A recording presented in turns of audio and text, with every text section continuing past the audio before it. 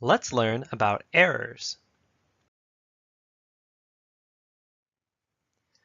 When something goes wrong with your program, Python will give you an error message. These messages are meant to help you find where your error is and what kind of error it is. Python has many error messages. It can take a long time to learn them all. When you encounter an error message you are unfamiliar with, you should first read and think about the message. If you're not sure what it means, you should look up the error's meaning in the documentation. Then you can debug your program. Just a minor point of terminology. Errors are sometimes referred to as exceptions. They're not quite identical, but for our purposes, they might as well be.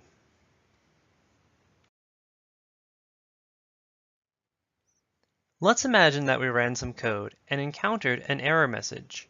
In the bottom left of the error message, you can see the type of error. In the example here, you can see that we have a type error.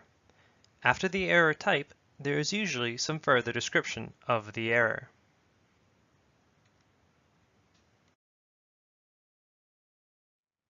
It can be tricky to read, but the error message should also identify where the error occurred. Of course, sometimes the error is actually caused by code on a previous line. You will have to think very critically about whether the error message is correct.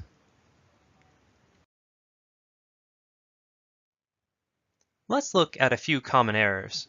First, here is a name error. A name error comes up when you try to reference a variable that does not exist yet. Sometimes you misspell the name of the variable. Sometimes you have not initialized the variable correctly.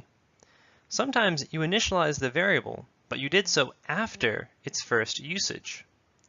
In this case, there is a typo in the name student grade.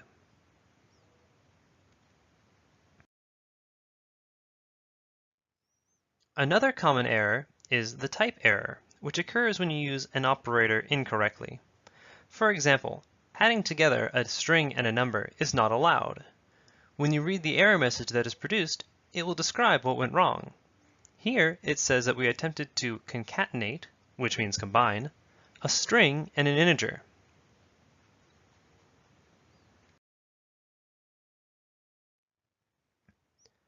A syntax error means that you broke Python's rules of spelling, grammar, and punctuation. There are many ways to break a program syntax. Usually, Python is very good at suggesting where the error is. Still, sometimes it can be very tricky to track down a syntax error. In this example, we're missing a quotation mark at the end of that string.